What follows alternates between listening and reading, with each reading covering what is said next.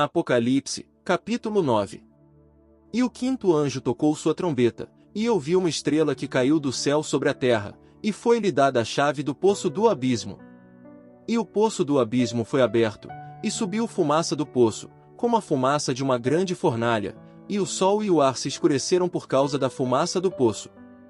E da fumaça saíram gafanhotos sobre a terra, e foi dado a eles poder como o poder que os escorpiões da terra têm. E foi-lhes dito que não fizessem dano à erva da terra, nem a nenhuma planta verde, nem a nenhuma árvore, mas sim somente aos homens que não têm o sinal de Deus em suas testas. E foi-lhes concedido que não os matassem, mas sim que os atormentassem por 5 meses, e o tormento deles era semelhante ao tormento do escorpião, quando fere ao homem. E naqueles dias os homens buscarão a morte, e não a acharão, e desejarão morrer, e a morte fugirá deles.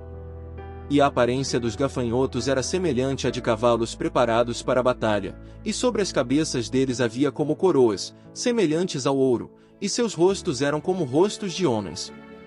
E tinham cabelos como cabelos de mulheres, e seus dentes eram como os de leões. E tinham couraças como couraças de ferro, e o ruído de suas asas era como o ruído de carruagens de muitos cavalos correndo para a batalha. E tinham caudas semelhantes às de escorpiões, e ferrões em suas caudas, e seu poder era de por 5 meses causarem dano aos homens. E tinham como rei sobre eles ao anjo do abismo, o nome dele em hebraico é Abaddon, e em grego tem por nome Apolion. Um ai já passou, eis que depois disto ainda vem 2 ais. E o sexto anjo tocou sua trombeta, e eu ouvi uma voz dos 4 chifres do altar de ouro, que estava diante de Deus.